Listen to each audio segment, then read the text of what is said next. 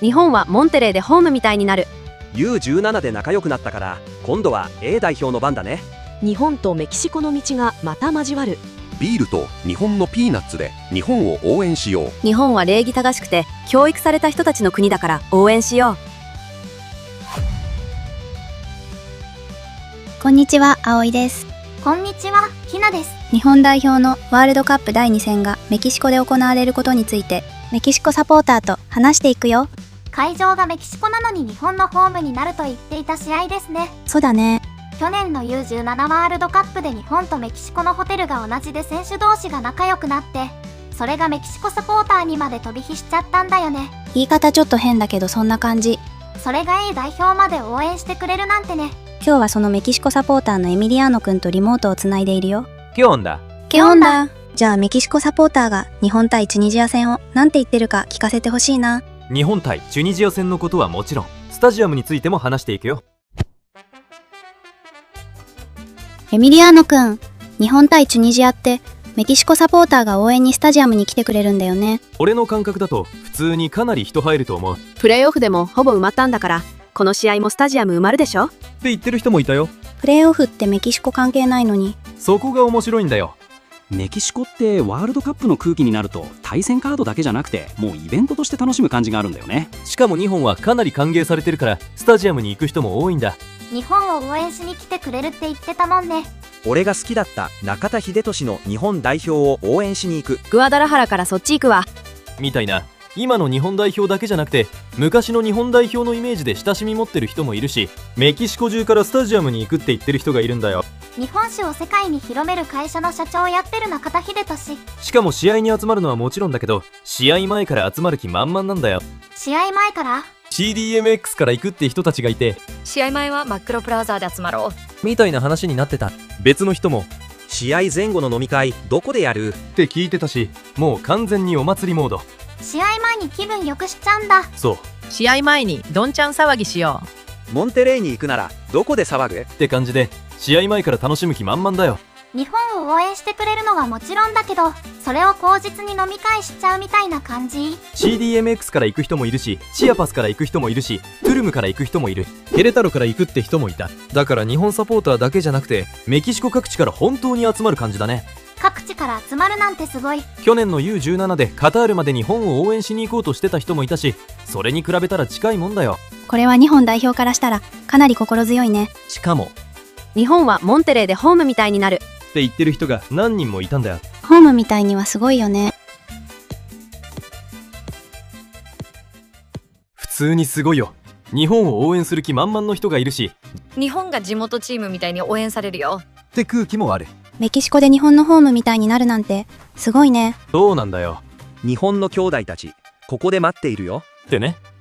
海外の人って兄弟ってよくいるよね。日本ではあまり言わないけど、仲間って感じで思ってたらいいと思う。 U17 で仲良くなったから今度は A 代表の番だね。日本とメキシコの道がまた交わるっていう雰囲気なんだ。 U17 ワールドカップは感動的だったよね。選手はもちろんだけど、サポーター同士もお互いの国を応援してたしね。ここのチャンネルのコメント欄でもメキシコを応援してる人いっぱいいたよね。日本を歓迎してる人はたくさんいるよ。う。メキシコへようこそ。日本に幸運を祈る。いいバイブスを送るって感じの人もいた。いい人たちだね。日本をただのライバル国として見てるというより、親しみのある国として見てる感じが強いよ。そういうの日本サポーターが知ったら嬉しいと思う。この動画がたくさんの日本サポーターに届くといいね。日本のサポーターにもマジで知ってほしいメキシコで日本を待ってるよっていう人たちがちゃんといる。でも U17 選手たちが仲良かったのはわかるけど、なんでそんなに日本に好意的なんだろう。日本人へのイメージもあると思う。日本は礼儀正しくて教育された人たちの国だから応援しようって言ってる人がいたんだよ。国民性への好印象が応援につながってるんだ。そんなことってあるんだね。そうだね。あとメキシコと日本はどちらもケツで礼儀正しい国だ。少なくとも日本への印象はかなりいい。サッカーだけじゃなくて日本人そのものへの印象もあるんだね。歓迎として食べ物の話も出てたよ。食べ物？日本人に世界一のカブリートを食べてもらおうって言ってる人がいた。カブリート？ヤギ？モンテレイ名物のカブリート、ヤギのローストだね。よだれが出てきた。そうそう。あとビールと日本のピーナッツで日本を応援しようってノリもあった。ピーナッツで日本を応援ってスパイファミリー好きだね、その人絶対。ビール飲んで日本っぽいものつまんでみんなで応援しようぜっていうテンションだね。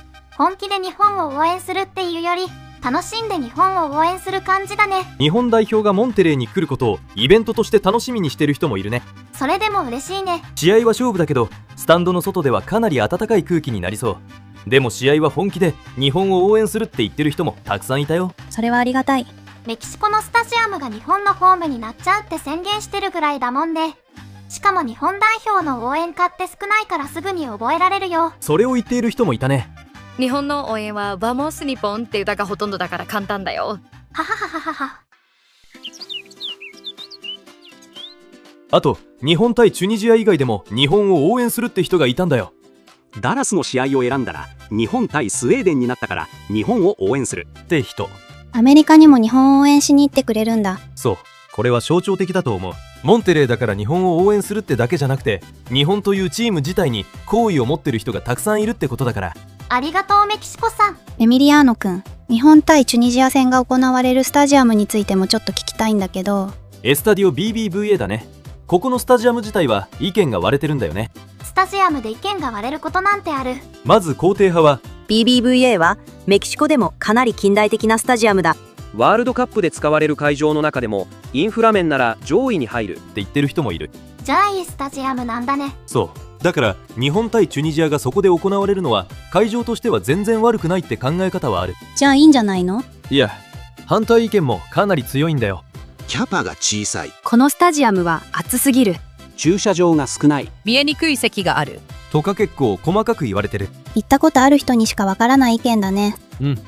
しかもスタジアムがオーブンみたいに暑いっていう言い方までされてる。オーブンってそんなに暑いの？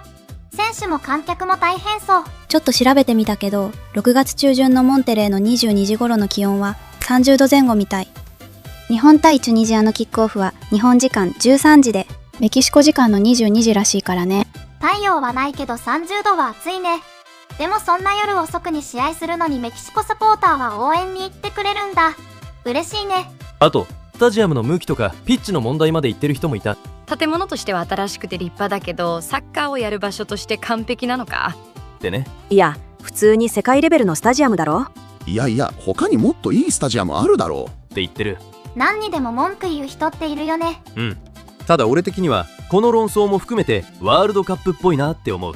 みんな自分の街、自分のスタジアムにプライドがあるから会場の扱いも気になるんだよ。確かに日本対チュニジアの話なのにスタジアムの話だけでもこんなに熱くなるんだもんね。そうなんだよ。だからこの試合はただの日本対チュニジアじゃなくて、モンテレーの人たちにとってはこのスタジアムが世界にどう見られるかっていう意味もあると思う。メキシコサポーターからはこんな感じだよ。エミリアーノくん、ありがとう。日本のみんな、モンテレーで待っているよ。それじゃあ、葵さん、ひなちゃん、ノベモス。ノスベモス。メキシコでの試合をメキシコサポーターが応援してくれるなんてありがたいよね。そうだね。前見た時は日本国歌は絶対に覚えていけって言ってる人までいたしね。私は日本の応援してる外国人が SNS に投稿してるので覚えてるのは、日本の応援に来たけど日本はこの歌しか知らないのかってぐらい同じ応援歌ばかりだって動画投稿してたのは印象に残ってる。初めて来た人も応援しやすいからいいと思うよ。確かに初めてでも分かりやすくはあるね。そういえばメキシコサポーターがキャパが小さいって言ってたけど、チュニジアとするスタジアムは収容人数少ないの？エスタディオ BBVA の収容人数は51,800人みたいだよ。それって少ないの？東京の味の素スタジアムが4,813人で、埼玉スタジアムが63,700人みたいだよ。じゃあすごい大きいってわけではないけど、そこまで小さいって感じでもないんだね。そうだね。メキシコにはいいスタジアムがあるんだぞって見せたいのかな。そうかもね。じゃあ今日は終わるよ。ご視聴いただきありがとうございました。ありがとうございました。